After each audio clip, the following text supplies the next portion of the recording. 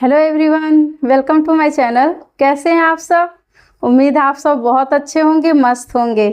जैसा कि आप जान रहे हैं, हम पढ़ रहे हैं धातु अधातु। तो धातु अधातु से संबंधित जितने भी पार्ट थे, मैंने आपके लगभग वीडियो सारे कवर करा दिए हैं और आज ये उस चैप्टर का लास्ट वीडियो होगा। ठीक है, अभी तक हमने क्या पढ़ा? धातु पढ़ लिया, अधातु पढ़ लिया, धातु का निष्कर्षण कैसे होता है, सक्रियता श्रेणी क्या है, ये सब मैंने आपको बता दिया था। ठीक है, तो सक्रियता श्रेणी में जैसा कि मैंने बताया था कि सबसे ऊपर आपके अधिक क्रियाशील धातु होते हैं, उनका हम निष्कर्षण किसके विधि द्वारा करते हैं? विद्युत अपघटन के द्वारा करेंगे। फिर अगर बात करें वही मध्यम का, तो मध्यम का उनके सल्फाइड और कार्बोनेट अयस्क के रूप में उनका सीधे निष्कर्षण निष्कर्षण करना कठिन होता है धातुओं का। तो उसके लिए हमने क्या कराया था? भर्जन करवाया था और निस्तापन करवाया था। भर्जन में क्या था आपका? भर्जन आप समझ ही रहे हैं कि भर्जन में क्या था कि वायु की उपस्थिति में उसके गलनांक के नीचे हम क्या करेंगे? उसके सल्फाइड अयस्क को गर्म करेंगे। और निस्तापन में क्या था? कार्बोनेट अयस्क ले रहे थे और उनको कम वायु पर या फिर कह सकते हैं ऑक्सीजन की उपस्थिति में क्या करेंगे? उनको गर्म करेंगे, तो उनको ऑक्साइड में बदल दे रहे थे, फिर उनका अपचयन करा दे रहे थे। और अपचयन में आपको पता है कि उसमें धातु के ऑक्साइड लेंगे और गालक लेंगे, हमको शुद्ध धातु मिल जाएगा। और गालक क्या था? गालक भी मैंने आपको बताया था। क्या बताया था कि गालक क्या है? गालक वे पदार्थ होते हैं जो क्या करेंगे? अभिक्रिया में खुद भाग नहीं लेते हैं, लेकिन ऑक्सीजन को रिमूव करने के लिए, मतलब ऑक्सीजन को बाहर निकालने के लिए काम आते हैं। ठीक है, और लास्ट आपका बचा क्या? सबसे कम अभिक्रियाशील। तो जो आपका सबसे सक्रियता श्रेणी में जो सबसे नीचे धातु प्रेजेंट थे, उनके निष्कर्षण के लिए सिर्फ हम उनको गर्म भी कर देंगे तो भी उनका निष्कर्षण आसानी से हो सकता है। ठीक है, अब आज हम पढ़ेंगे धातुओं का संक्षारण। ठीक है, मतलब कोरोजन। ये वैसे आपने सेकेंड चैप्टर में भी पढ़ रखा है, लेकिन इसमें भी है तो इसमें भी हम फिर पढ़ेंगे। और उनके संक्षारण को हम रोकेंगे कैसे? उपधातु क्या होते हैं, मिश्र धातु क्या होते हैं, आज हम जानेंगे उनके बारे में। ठीक है, तो सबसे पहले हम बात करें संक्षारण। तो संक्षारण मतलब क्या हुआ बच्चा? संक्षारण मतलब हुआ कि किसी भी, जितने भी इस पृथ्वी पर धातु प्रेजेंट है, उपस्थिति जो उनकी है, अगर उनका वायु के संपर्क में आने पर या नमी के संपर्क में आने पर जो धातुओं का क्षरण होता है, क्षरण मतलब धीरे धीरे नष्ट हो जाना, उसी को बोलते हैं संक्षारण। ठीक है, या फिर क्षरण भी बोल सकते हैं, संक्षारण भी बोल सकते हैं और क्षरण भी बोल सकते हैं। जैसे आपने सामान्यतः आपने लोहे पर जंग लगना देखा होगा, देखे हैं कि नहीं देखे हैं? क्या होता है, जो लोहे के बर्तन होंगे या फिर आप छड़ और देखते हैं तो उस पर आप देखेंगे एक भूरे कलर की परत जम जाती है। ठीक है, जब वो नमी में या फिर वायु के संपर्क में रहेगी तो जो वो जंग लग रहा है ना, वही क्या होता है? क्षरण होता है। क्योंकि क्षरण क्या है? एक तरह का कोरोसिव नेचर है, मतलब वो धीरे धीरे उस लोहे को क्या करेगा? एक समय ऐसा आएगा धीरे धीरे उसको पूरी तरह से नष्ट कर देगा। जैसे आप यहाँ पर देख सकते हैं, देखिए इस पर किस तरह से जो मशीनों के जो कलपुर्जे हैं, देखिए उन पे कैसे लगा हुआ है जंग। ठीक है, और आप फिर मान लीजिए चांदी देखे होंगे, चांदी क्या होती है? कुछ समय बाद देखते होंगे काली पड़ जाती है, तो वो भी एक प्रकार का क्या है? संक्षारण होता है। आपने पीतल के तांबे के बर्तन देखे होंगे, तांबा देखे हैं ना, तांबे पे क्या होता है? देखते होंगे कभी कभी उस पे हरे कलर की जैसे परत चढ़ जाती है, देखे हैं कि नहीं देखे हैं? तो वो भी क्या है? एक प्रकार का संक्षारण होता है। तो यही है आपका संक्षारण। तो अब आइए इसकी डेफिनेशन को देखते हैं। तो संक्षारण क्या है? संक्षारण मतलब कोरोजन वह प्रक्रिया है जिसमें धातु पर्यावरण की नमी, याद रखिएगा किससे? पर्यावरण की नमी और ऑक्सीजन के साथ प्रतिक्रिया करके धीरे धीरे नष्ट होने लगता है। मतलब ये वायु के संपर्क में आएगा और जब नमी मिलेगी तो वो धीरे धीरे क्या हो जाएगा? नष्ट होने लगता है, और इसी को बोलते हैं संक्षारण। ठीक है, बात करें उदाहरण की तो सबसे बेस्ट एग्जाम्पल है लोहे में जंग लगना, आपने देखा होगा। चांदी की वस्तुएं काली हो जाना, ठीक है। फिर कॉपर पर हरे रंग की परत चढ़ जाना, कॉपर मतलब ठीक है, इस पर क्या हो जाएगा? आपका हरे रंग का परत चढ़ जाएगा। तो ये है आपका संक्षारण। तो संक्षारण तो आपको समझ में आ गया होगा, हमको नहीं लगता है यहाँ पर आपको कोई दिक्कत होने वाली है। अब देखिए, जब अब संक्षारण होगा तो नुकसान ही तो होना है, तो उससे बचाव के लिए हम क्या क्या कर सकते हैं। ठीक है, तो आइए हम जानेंगे यहाँ पर कि संक्षारण से सुरक्षा के लिए हम क्या कर सकते हैं। तो सबसे पहले बच्चा हम क्या कर सकते हैं? पेंट कर सकते हैं। पेंट करना सबसे बेस्ट एग्जाम्पल है। आपने अपने घर के दरवाजों के पास जो खिड़कियां देखते हैं, खिड़कियों में आप क्या करते हैं, उस पर पेंट ही तो करवाते हैं, पेंट करवा देते हैं जिसपे उस पर जंग नहीं लगती, क्योंकि खिड़कियां अक्सर आप देखते होंगे लोहे का जो मेन जो उसका ग्रिल बनता है वो क्या होता है, लोहे का होता है।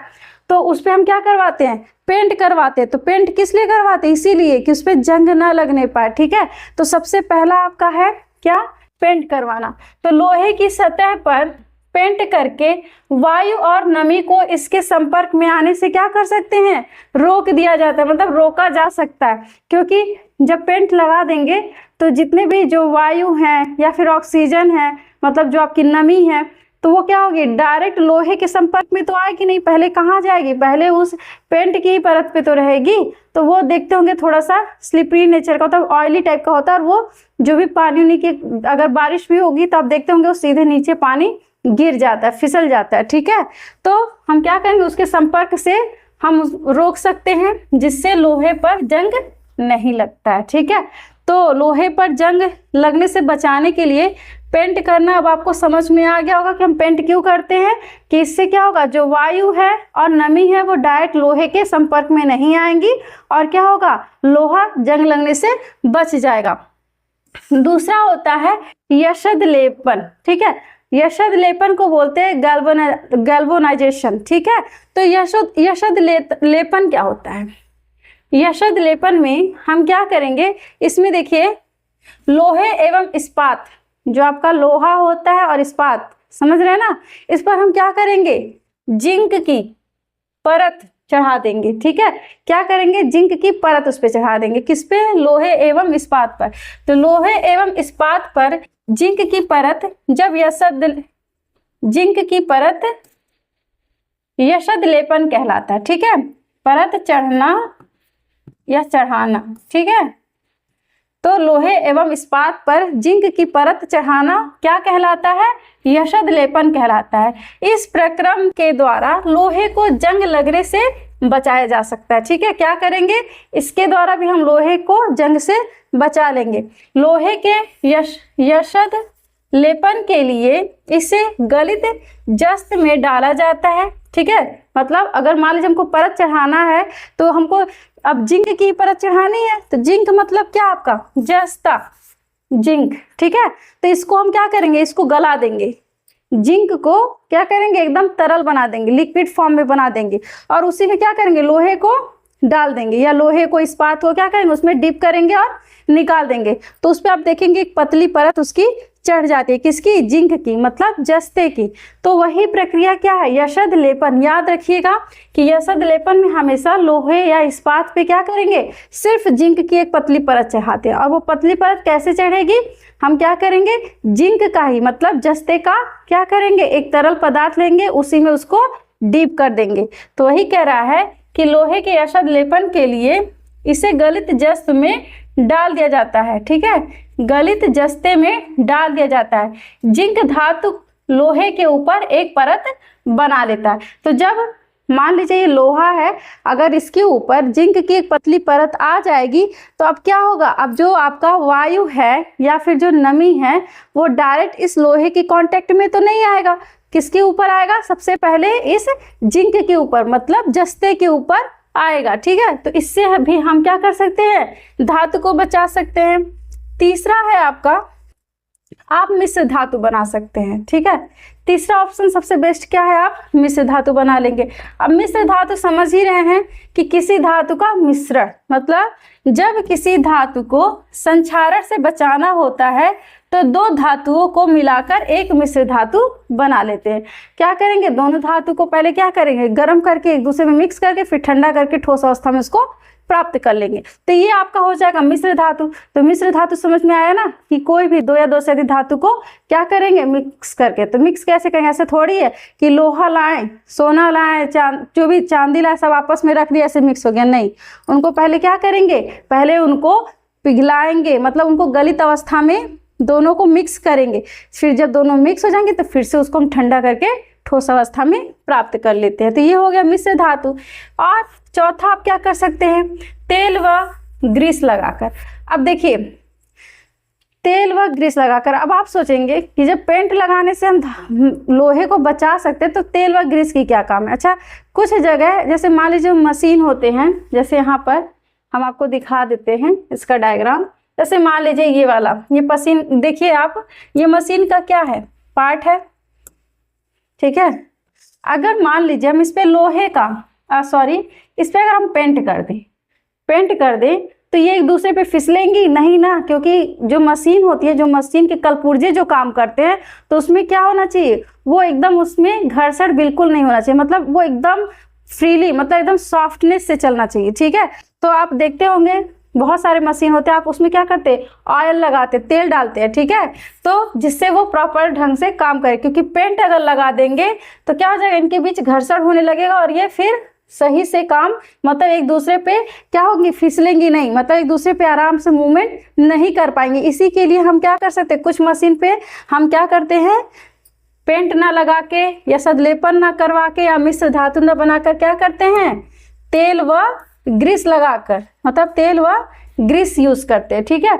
तो आप देखे होंगे अपने घरों में बहुत सारे ऐसे मशीन है। मान लीजिए कोई मशीन है, देखा आपने सिलाई मशीन देखा होगा, तो उसमें जब उसका जो कलपुर्जे होते हैं घूमते हैं तो उसमें हमको क्या डालना पड़ता है, मशीन का ही तेल। क्योंकि मान लीजिए आपने पेंट करवा दिया तब तो वो घूमना ही बंद कर देगा, ठीक है। तो इसीलिए वहां पर आप ये दिमाग नहीं लगा सकते, ना पेंट कर सकते हैं, ना यशद लेपन करा सकते हैं, ना उसका मिश्र धातु बनाएंगे। क्या करेंगे, तेल या उसमें ग्रीस का यूज करेंगे। तो इस प्रकार भी हम उसके संक्षारण को क्या कर सकते हैं, धातुओं को रोक सकते हैं, यानी कि धातुओं को नष्ट होने से क्या कर सकते हैं, बचा सकते हैं, ठीक है।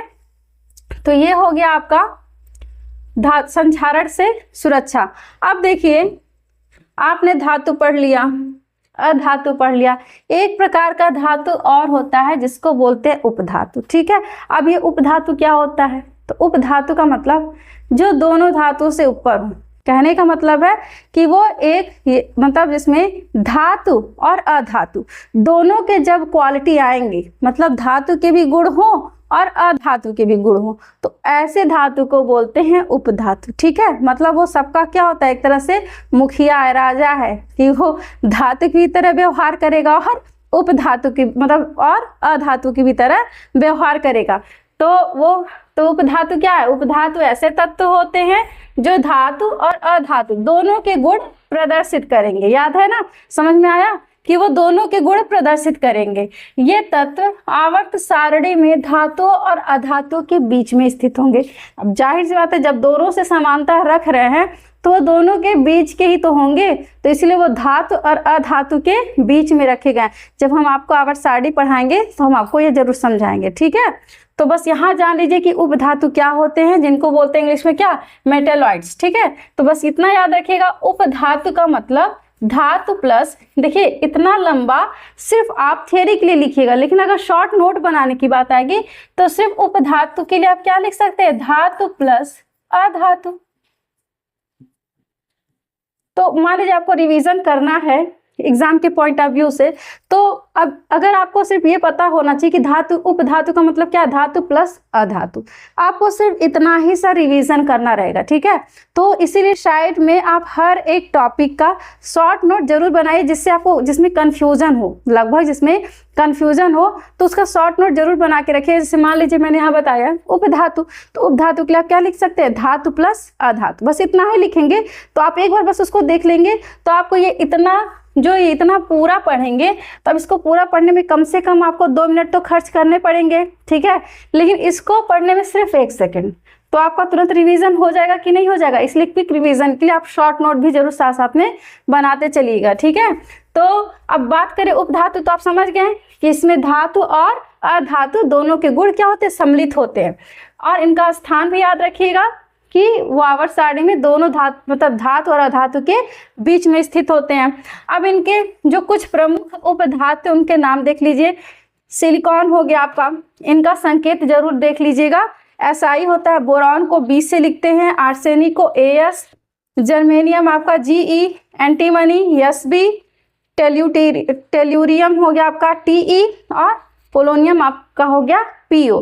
तो जरूरी नहीं इतने सारे एग्जाम्पल, आप 2-3 एग्जाम्पल बस याद करके काम चला सकते हैं, ठीक है। तो ये आपके हो गए क्या, उपधातु।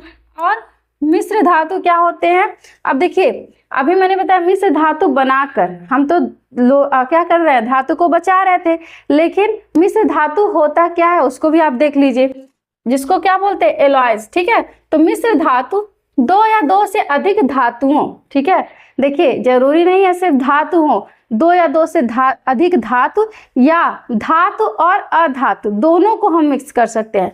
मतलब मिश्र धातु दो या दो से अधिक धातुओं या धातु और अधातुओं के संयोजन से बना एक ठोस मिश्रण होता है, जो सामान्यतः किसी धातु के गुणों को सुधारने के लिए बनाया जाता है। अब आप कहेंगे कि ये धातु को गुणों, मतलब धातु के गुणों को सुधारने से क्या मतलब है? ठीक है, अब धातु हैं तो उनके गुण तो सुधरे ही होंगे, फिर धातु के गुणों को क्यों सुधारना? जैसे मान लीजिए एग्जाम्पल में आप देख लीजिए, चाहे आपका लोहा हो गया, अगर आप शुद्ध लोहा देखेंगे वो बहुत नरम होता है। ठीक है, चलिए छोड़िए लोहा, मान लीजिए आपको नहीं समझ में आया, सोना तो सारे लोग जान रहे हैं, सोने को अगर आप छुएंगे तो जो शुद्ध सोना होता है, जो कितने कैरेट का होगा, जो 24 कैरेट का, जो आपका शुद्ध सोना होता है वो लगभग कितने कैरेट का होता है? 24 कैरेट गोल्ड। ठीक है, तो ये जो होगा वो बहुत नरम होगा। मतलब अगर बात करें जो आपका प्योर गोल्ड है, मतलब शुद्ध सोना जो है, वो क्या होगा, वो इतना नरम होगा कि आप उससे आभूषण का, मतलब आभूषण तैयार कर ही नहीं सकते हैं। तो इसमें हम क्या करते हैं, इसमें या तो तांबा या तो सिल्वर मिला देते हैं, मतलब चांदी मिला देते हैं। ठीक है, तो जो हम आभूषण तैयार करते हैं, जिसके मतलब जिस सोने से हम आभूषण बनाते हैं, उसमें अगर बात करें तो वो कितना कैरेट का होता है? लगभग सिर्फ 22 कैरेट का। जो आप आभूषण देखते हैं, आपकी मम्मी जो पहनती हैं, यूज करती हैं, वो लगभग कितने कैरेट का होता है? 22 कैरेट गोल्ड होता है। शुद्ध गोल्ड बिल्कुल नहीं होता है। 22 कैरेट का मतलब क्या होता है कि इसमें अगर 22 भाग, ठीक है, 22 भाग अगर आपका गोल्ड है, ठीक है, तो उसमें 2 भाग आपका चाहे सिल्वर हो या फिर आपका जस्ता, तांबा, मतलब जो भी हो सकता है। ठीक है, तो ये इसीलिए उनके क्या करेगा, गुणों को सुधारेगा। क्योंकि अगर मान लीजिए शुद्ध गोल्ड हमको मिल गया तो हम करेंगे क्या, उसको जब हम उसका कुछ पहन नहीं सकते, उसका कुछ बना नहीं सकते, तो सिर्फ उसको प्रदर्शनी के लिए तो रखना नहीं है। तो इसीलिए उसके गुणों को थोड़ा सा क्या हार्ड किया जाता है, जिससे उसको किसी न किसी रूप में हम उसको बदल सकते हैं। तो इतना तो आपको समझ में आ गया होगा कि मिश्र धातु क्या है। तो मिश्र धातु क्या है कि जो दो या दो से अधिक धातुओं या धातु और अधातु के संयोजन से बना एक ठोस मिश्रण है। तो आप मिश्र धातु के लिए क्या लिख सकते हैं शॉर्ट नोट में, या तो लिख सकते हैं 2 या 2 से अधिक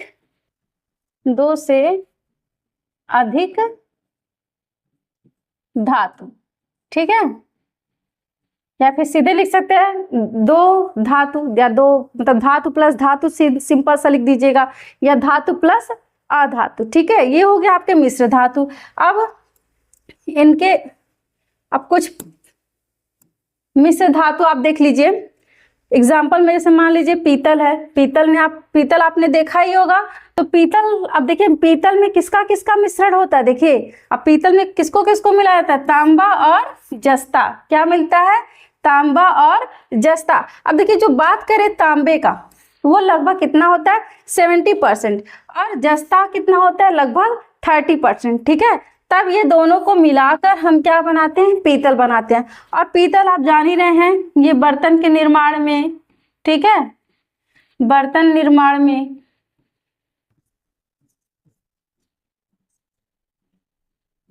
और आप कह सकते हैं मशीन के कलपुर्जे या मशीन के निर्माण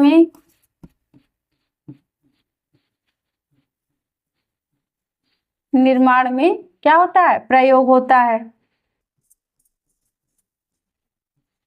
और ऐसा नहीं है, इससे भी हम मूर्ति भी बना सकते हैं। ठीक है, इस देखते होंगे पीतल की मूर्ति भी आती है, पीतल के बर्तन भी आते हैं। ठीक है, कुछ मशीन भी बनाए जाते हैं ऐसे। फिर आप देखिए नेक्स्ट आपका क्या है, कांसा। ठीक है, क्या है, कांसा मतलब ब्रोंज। अब इसमें देखिए तांबा आपका कितना होगा 88%, 88% तांबा होगा, और टिन कितना होगा 12%। ठीक है, अब इसका भी यूज हम क्या करते हैं, मूर्तियां बनाने में, इसका भी उपयोग हम बर्तन बनाने में भी करते हैं। फिर ऐसे ही आपका आ जाता है स्टेनलेस स्टील। स्टेनलेस स्टील तो आप जान ही रहे हैं, आप अपने घर में भी देखे होंगे, जो थाली वगैरह होते हैं वो क्या होते हैं, स्टेनलेस स्टील होते हैं। तो उसमें देखिए लोहे का जो परसेंटेज है वो कितना होता है, 73%। वहीं बात करें फिर क्रोमियम 18% और निकेल 9%। मतलब ये तीन चीजों से मिलकर बनता है, किससे किससे, लोहा, क्रोमियम और निकेल। ठीक है, लोहा आपका 73%, क्रोमियम आपका 18 मतलब 18 और निकेल आपका 9%। फिर अब ये भी बर्तन बनाने की यूज में आते हैं। ठीक है, ऐसे ही एक आपका होता है सोल्डर। तो सोल्डर जो होता है इसमें लेड मतलब शीशा जिसको बोलते हैं, कांच, लेड, उसका देखिए 80% होगा और आपका स्टेनलेस कितना होता है, 20%। ठीक है, ये दोनों मिलके क्या बनाते हैं, सोल्डर। तो आपने सोल्डिंग मशीन देखी होगी।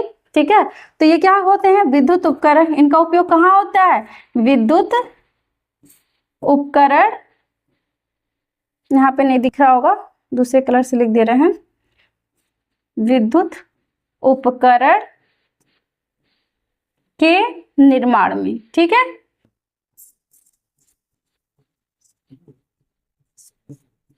क्या हो गया, विद्युत उपकरण के निर्माण में। तो ये हो गया आपके मिश्र धातु। इसी प्रकार कुछ मिश्र धातु के एग्जाम्पल, जैसे आपका एक आता है अमलगम। अब ये अमलगम क्या है, तो अमलगम देखिए बेटा कुछ नहीं है, बस मान लीजिए कोई भी धातु हो गया आपका, चांदी हो गया, ठीक है, सोना हो गया, ठीक है, कॉपर हो गया, कोई भी धातु, अगर हम इन धातु को किस में मिक्स कर दे, मरकरी में। ठीक है, मतलब हम कोई भी धातु ले लें, सोना, चांदी, तांबा, लोहा, पीतल, कुछ भी ले लें और उनको हम किस में मिक्स कर दें, इस मरकरी में। मरकरी मतलब पारद या उसको क्या बोलते हैं, पारा। ठीक है, अगर हम इसमें मिक्स कर देंगे तो वही हमारा कहलाता है अमलगम। ठीक है, तो मरकरी आप समझ रहे हैं लिक्विड अवस्था में, मतलब यही एक ऐसा धातु है जो सामान्य तापमान पर भी क्या होता है, तरल अवस्था में पाया जाता है।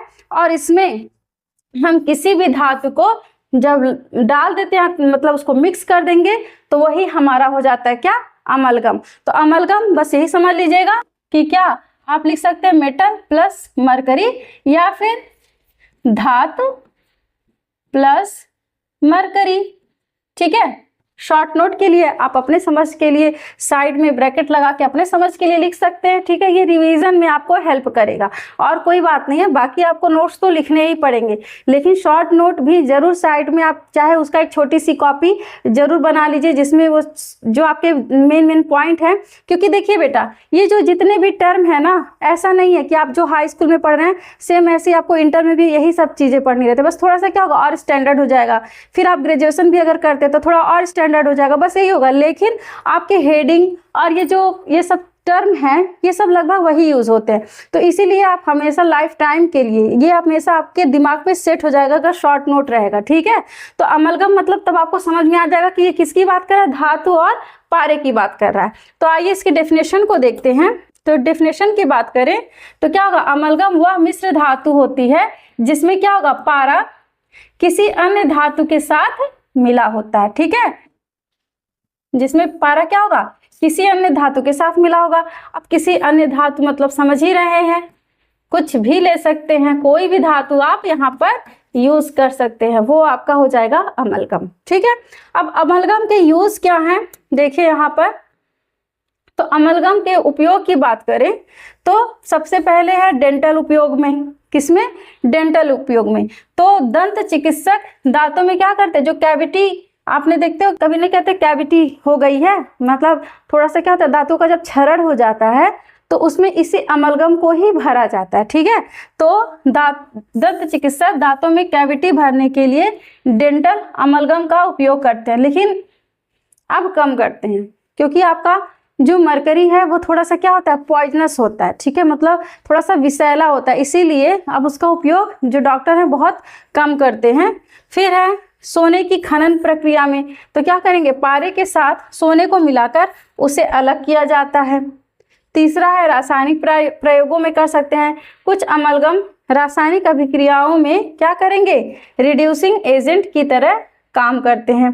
रिड्यूसिंग एजेंट समझ ही रहे हैं कि जो आपका अपचायक होगा। ठीक है, तो ये हो गए आपके जितने भी धातु अधातु चैप्टर से संबंधित जितने भी आपके टॉपिक थे सबको मैंने यहाँ पर कवर करा दिया है। तो आई होप आपको शुरू से लास्ट तक जितने भी इसके 3 पार्ट में वीडियो कवर हुए आपको सारे समझ में आ जाएंगे। और अगर आपको फिर भी कोई दिक्कत होगी, अगर आपको कोई टॉपिक नहीं समझ में आता या कोई पॉइंट नहीं समझ में आता है तो आप कमेंट बॉक्स में ज़रूर लिख कर बताएं। और आपको इसके सारे जितने भी वीडियो हैं आपको डिस्क्रिप्शन बॉक्स में इसके लिंक मिल जाएंगे। तो आज के लिए बस इतना ही। तो हमारे चैनल को लाइक शेयर सब्सक्राइब करना ना भूलें। धन्यवाद।